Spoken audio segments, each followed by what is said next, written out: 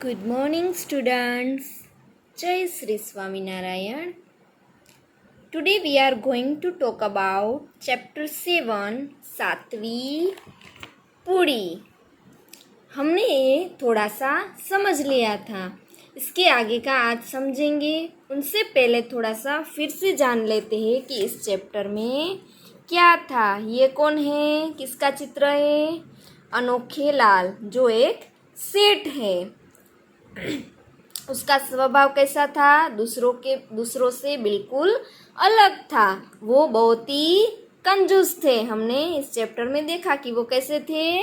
वो बहुत ही कंजूस थे. अक्ल की भी उसमें कमी थी, मतलब कि उसमें अक्ल थोड़ी कम थी.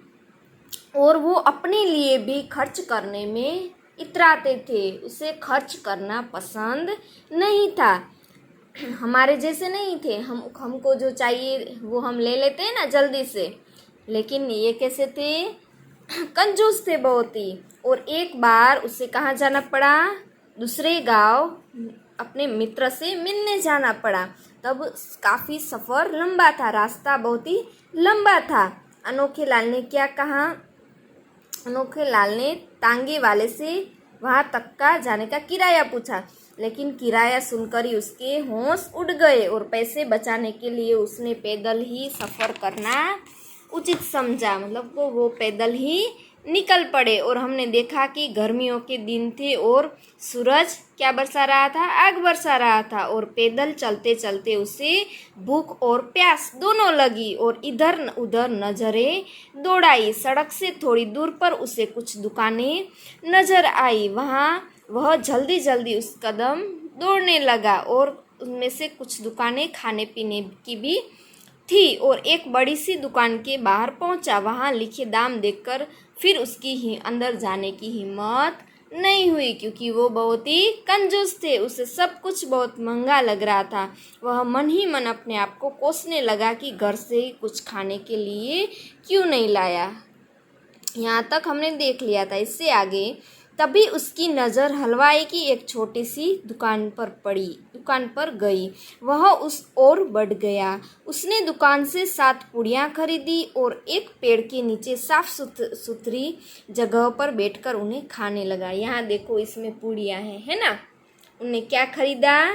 दुकान से 7 पूड़ियाँ खरीदी और एक पेड़ के नीचे बैठकर वो साफ सुथरी जगह पर खाने लगा. उसने एक पूड़ी खाई, दूसरी पूड़ी खाई, तीसरी पूड़ी खाई, लेकिन उसका पेट नहीं भरा. इस तरह उसने एक एक करके 6 पूड़ियाँ खा ली, पर उसका पेट अभी तक ही नहीं भरा. क्यों नहीं भरा? क्योंकि वो बहुत ही मोटे थे, है ना. आपने चित्र में भी देखा. तब उसने 7वीं पूड़ी उठाई और उसे भी खा गया. इस बार उसका पेट भर गया. पेट भरते ही वह अपने आप से बोला, ये मैंने क्या किया? मैं भी कितना बुद्धू हूँ. मैंने व्यर्थ ही 6 पूड़ियाँ बर्बाद कर दी. अगर मैं पहले ही इस 7वीं पूड़ी को खा लेता तो मेरा पेट भी भर जाता और 6 पूड़ियाँ भी बेकार न जाती. वह बुदबुदाया, अब जो हुआ सो हुआ, पर आगे से ऐसी गलती कभी नहीं होगी. अब आपको यहाँ पे उसकी अक्ल के बारे में पता चलता है ना. वो ऐसा बोल रहा है कि 7वीं पूड़ी खाई तो उसका पेट भर गया, लेकिन आगे 6 खाई. आगे कितनी खाई? 6 खाई. तब 7वीं खाई तब उसका पेट भरा ना. सिर्फ एक ही पूड़ी, 7वीं वाली पूड़ी वो खाते तो क्या उसका पेट भर जाता? लेकिन नहीं, वो ऐसा सोचते हैं कि मैंने 7वीं वाली सिर्फ खाई होती तो मेरा पेट भर जाता.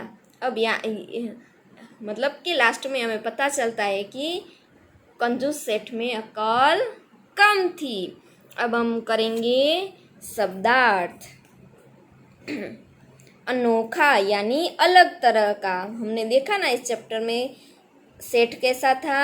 अलग तरह का, मतलब कि वो सबसे अलग था. बेहद यानी बहुत ज़्यादा. कंजूस यानी पैसा होने पर भी खर्च न करने वाला. व्यर्थ यानी बेकार. कभी कभी हमें कहते हैं ना, या नहीं ये तो व्यर्थ है, ये काम नहीं करना चाहिए, उसमें बेकार में टाइम बिगड़ जाएगा, ऐसे हम बोलते हैं ना. तो इसका अर्थ ये होता है. ठीक है. तो ये जो शब्दार्थ है वो बुक में आपको अच्छे अक्षर से लिखने हैं, ठीक है।